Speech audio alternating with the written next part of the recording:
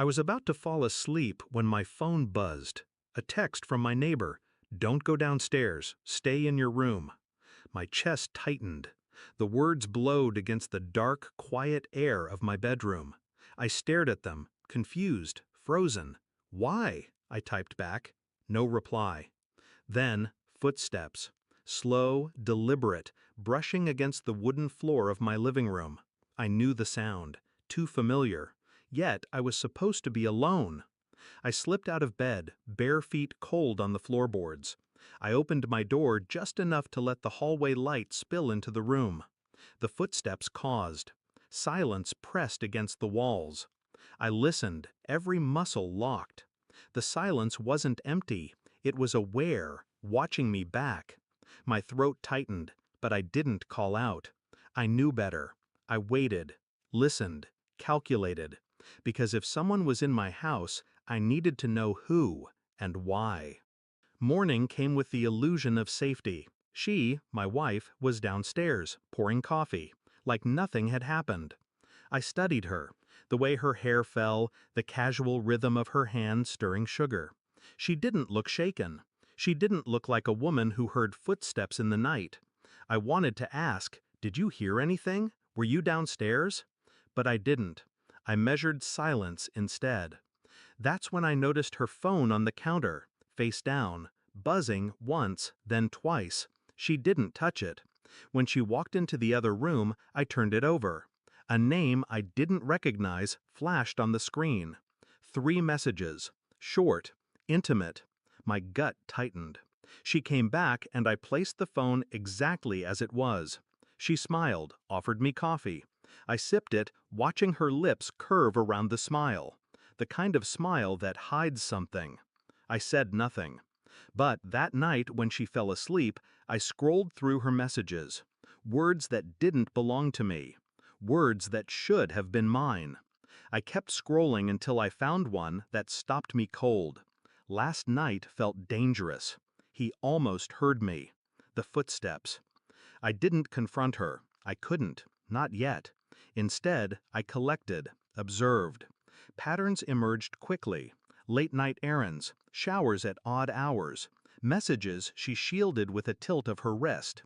I copied numbers from her phone, ran them through quiet searches at work. One belonged to a man who lived 2 streets over, married, 2 children. I drove past his house once, saw her car parked nearby, tucked out of view.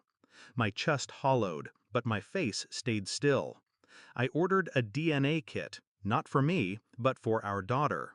She had his eyes, I realized with a sick clarity I had always ignored. I sent it off in silence. Nights stretched into brittle hours. I lay next to her, her warmth a lie against my skin. I memorized the curve of her breathing, the way she turned away from me in her sleep. I became 2 people, the husband she thought she still controlled, and the man collecting threads to hang her with. The envelope arrived on a Tuesday, thin, final. I opened it slowly, as though the truth could be softened by delay. It couldn't. The child wasn't mine. I sat there staring at the numbers, the percentages, the cold certainty of it. The world around me blurred. My pulse steadied, oddly calm. That night, over dinner, I slid the envelope across the table. She looked at it, laughed nervously. "What's this?" "Open it." Her hands trembled as she pulled out the paper. I watched her face collapse, muscles folding in betrayal of the smile she tried to hold. She whispered, You did a test?" "Yes." The silence after that stretched long. She began to cry. Words spilled out, apologies, explanations, promises. I sat there, still, composed. Not a tear, not a raised voice. When her sobs slowed, I leaned forward. "I know about him. The man 2 streets over. I know where you've been." Her mouth fell open. Shock. She hadn't expected precision. She hadn't expected me to be ahead of her. I slid my wedding ring onto the table, let it sit there, cold and final. "You wanted a secret life," I said softly. "Now you can have it. Entirely." Her face broke. She reached for me, but I pushed my chair back. Calm, detached. I won't ruin you, not publicly. That would be mercy compared to what's coming. She froze. The silence. The waiting. The wondering how much I've told, how much I've kept. I stood. Left her with her tears, her guilt, and the certainty that her mask had shattered. I didn't move out immediately. That was part of it. I stayed, slept in the same bed, ate at the same table. Silence was the weapon.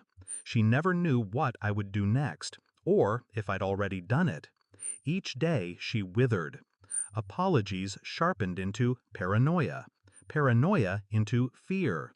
Fear into desperation. I never shouted, never struck, never forgave. I only watched. By the time I left, weeks later, she was already hollow. I closed the door behind me, quietly, without regret. Because sometimes revenge isn't fire, it's ice. And I had frozen her world completely.